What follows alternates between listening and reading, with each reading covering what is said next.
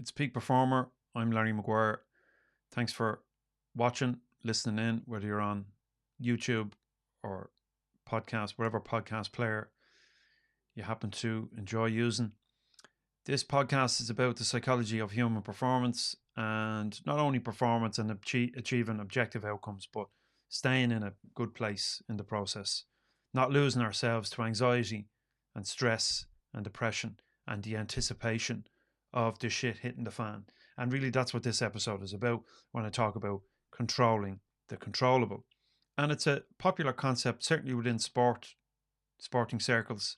Athletes understand that to be effective, they must maintain composure, that they must choose the right actions at the right time, almost unbeknownst to themselves. It needs to be automatic.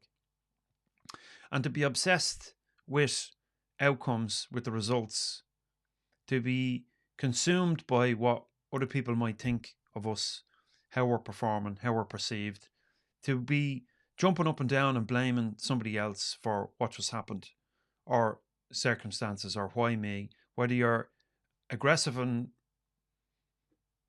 outwardly aggressive about it or whether you're beating yourself up or a combination of the two, it's pointless because all those things outside of you cannot control. You can have influence over it, but the dominant way of thinking for human beings is that I've got to force this compliance from others. I've got to force others to behave how I want them to behave. Coaches are like this. Parents are like this. Bosses are like this. Anyone who takes a position of authority in a relationship behaves this way. The idea is that I've got to force it. And really that speaks to an inherent mistrust of oneself. I think I was talking about this. I was actually last week in the newsletter. If you don't get the newsletter already, sign up and I'll send it to you, to your inbox. There's a link below. You'll find links all over the place. Sign up to get Peak Performer newsletter. So I was talking about management and leadership last week and how they're different. Go back and read that. It's a very short piece, but it's on the same line. And so when we try to control others or control the conditions outside of us, we're really all up inside our head. We're not in the game. We're not in the moment. We're elsewhere. We're somewhere other than we need to be. So controlling the controllable asks us, pardon me, asks us to take responsibility for what has just happened and choose the right action. And it asks us to understand that we are the active agent in what occurs and what happens. And how we process it and deal with it is important, but more importantly, is what we do next. So control what you can control and be as effective as you can. In other words, switch off this myopically obsessed thinking mind and just do. And that's what you obtain in flow state. Not going to get into flow state now, but controlling the controllable is a way of reflecting on, well, you've got to do it because you can't in the moment, in the heat of the moment, control yourself. If you've already lost it, it's too late. So you've got to do the work up front.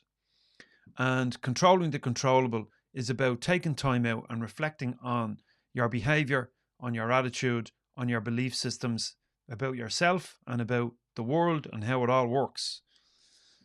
Most of us in Western industrialized culture are obsessed with time. We're obsessed with the clock and we have to be somewhere and we have to get things done and time is money. And I'm not sure that this was always the case.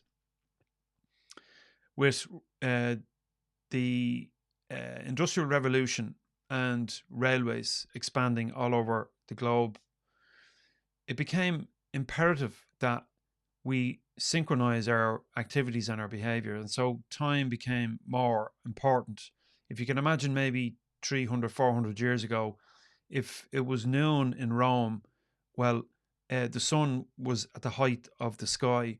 But if you were in Dublin, it wasn't in the height of the sky. It was either one way or the other, depending on your orientation. So noon was different. It was even different in Paris than it was in Rome, right? Or in Athens and Rome, slightly different.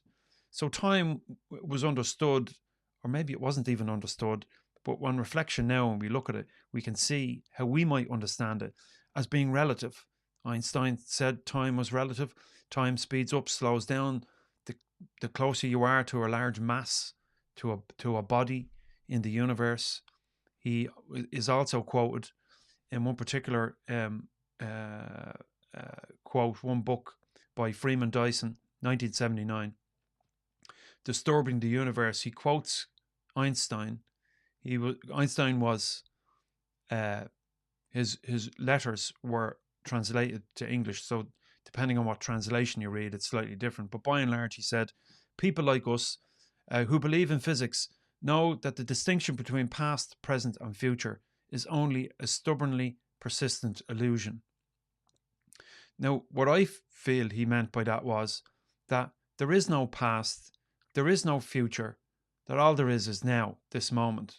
And you can come to terms with that quite easily if you just reflect on the fact that you can't revisit the past. You can't go to the past.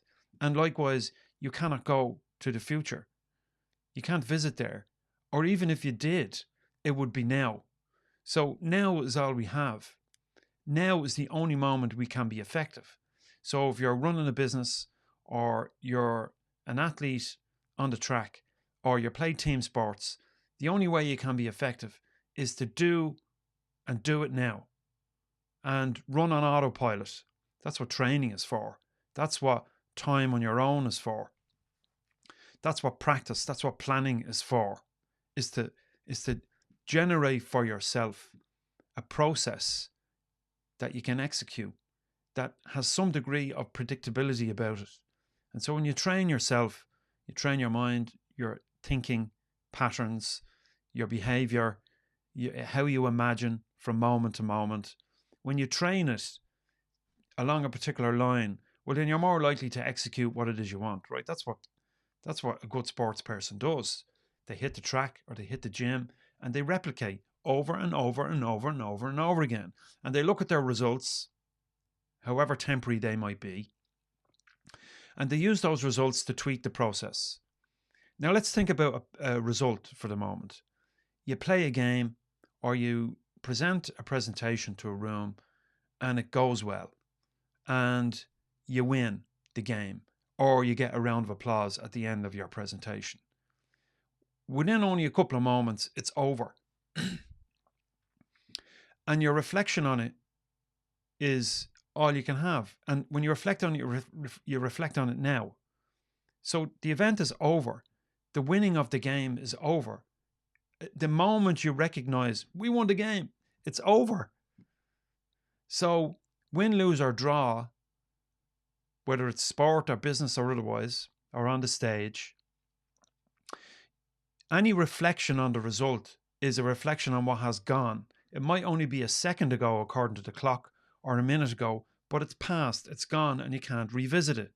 So you might enjoy in the moment reflecting on the win that you just had, and that might be euphoric and right and proper, but it's past, it's gone. And mistakes are just the same, so-called mistakes. What are mistakes? Well, it's just reflection on something that you wanted to go one way and it didn't go that way, it went some other way. So mistakes shouldn't be viewed as mistakes, and should be viewed as opportunities to do better. And this is what the concept of process over outcome represents. So controlling the controllable is the same thing. It's essentially realizing that all I can control is myself, and I cannot control others. I can only influence others. So I can influence the referee, I can influence the boss, I can influence a spouse or a child or a workmate. But how do I do that? Well, if I try to force it, I'm just going to build resentment. So that's a waste of time. I've got to just trust myself, and I've got to trust others that they will choose the right action. And if they don't, well, we can go again. So there's no loss. There's only opportunity. You could say, well, this is ridiculous. You didn't get what you wanted, so I didn't get what I wanted. So, fuck it. And I'm not happy about it. Well, okay. You can jump up and down and argue for your limitations until the cows come home, but it doesn't change anything unless you accept that it's done, it's gone, I can't change it, move on. Uh, you've got to accept the conditions for what they are and choose the right action now. So stress, anxiety, depression, even depression, stress and anxiety, if you think about it, they are the consequence, they are the product of being myopically obsessed with the future, with a negative future, a pessimistic future. It's like, even if that future is 10 seconds' time, I'm thinking about things going wrong. I'm catastrophizing. If I'm stressed or I'm worried or I'm anxious, I'm worried about something that hasn't happened yet. Because when you're in it, in the heat of the moment, it's impossible to be anxious if you're truly absorbed in the thing. Self-consciousness disappears. There's no time, there's no space for it. You're just, you and the action are one and the same. You're just doing it.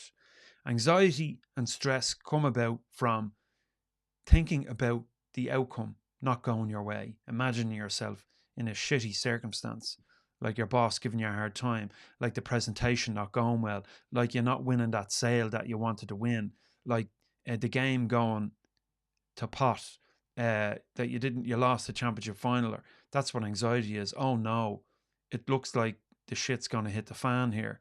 So that's what anxiety is, and stress is, and even depression, prolonged anxiety and stress and pessimism for the future. And so when you realize that there is no time, that time doesn't exist, well, then you can be okay. And this really is, it's so simple, but so difficult when we're stuck in that kind of time, linear time consciousness. So what do you do about it? Well, you have to go to work on yourself. You have to work on this idea that you can only control yourself. This idea is linked to the work that Julian Rotter produced in the 50s around this concept of locus of control. So if I have an external locus of control, my understanding, my belief, my attitude is that my life is determined by forces outside me to whatever degree. So the government, bosses, the environment, parents, spouses, whatever. My life is dictated to by others. I have an external locus of control. I'm powerless, pretty much, to whatever degree.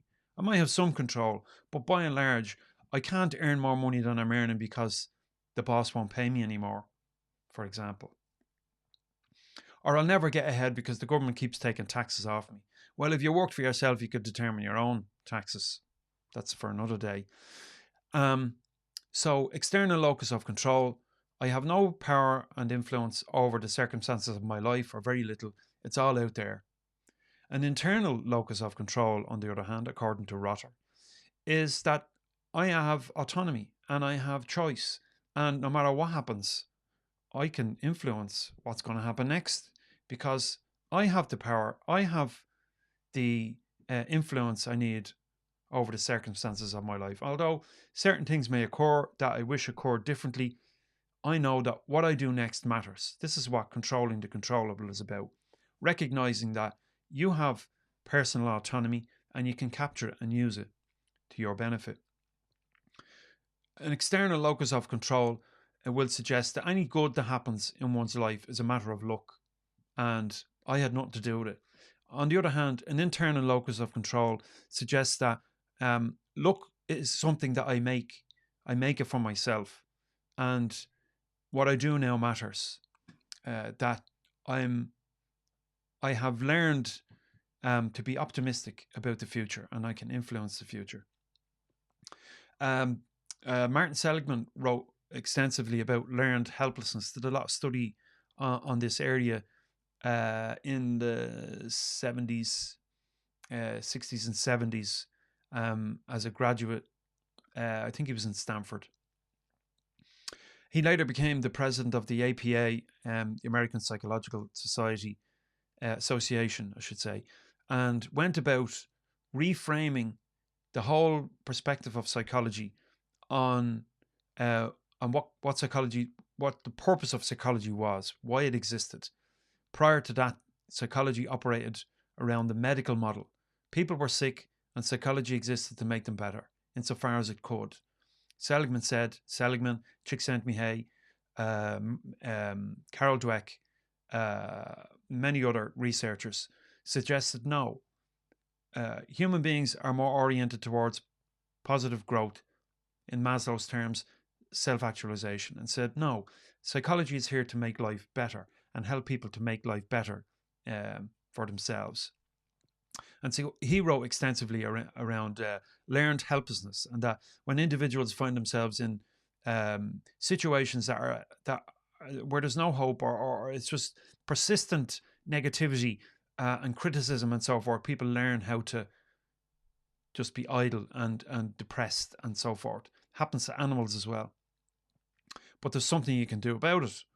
And so optimism and building optimism and being more positive about one's actions in the world and taking control of one's life and realizing that you have control and that you can make decisions that actually influence more than just your own life and career, but others as well. And so when you have an organization or a group of people who come together in this positively oriented mindset, good things happen. So controlling the controllable, in summary, where are we doing on time? 16 minutes. So controlling the controllable is about doing the work on oneself that is required to realize where we can have an effect and to what extent. And that trying to force others into compliance is a waste of energy. It might work in the short term, but when the shit hits the fan, those people who you force to comply won't have the capacity or the wherewithal to do what's necessary. They lose their creativity. They're incapable of being innovative and creative. They're merely trying to survive. And that's the case whether it's a stage performance, whether it's a business you're running, or a team you're building, or you're a sports person or whatever. You got to build an environment where people can be self-motivated, where they can realize their own potential, where they can realize that they have personal autonomy and that they can control circumstances within themselves and should only attempt to control the circumstances within themselves rather than others. So locus of control, controlling the controllable, process over outcome. We're really talking about the same thing. I'm doing it over and over again. And this is a mental skill that we need to develop within ourselves. Sunday night, I'm doing a workshop, live workshop, most Sunday nights. And there's a link below where you can register. We're going to be doing a little bit of work on controlling the controllable. And I've got a worksheet for you that I want you to bring with you and fill out, read and fill out. And then we'll do some work on it. We'll talk more about this idea. The workshop is free. Register below. I might see you there. And for now, that's all I've got. Thanks for listening. Thanks for watching wherever you are. And see you next time. Take care.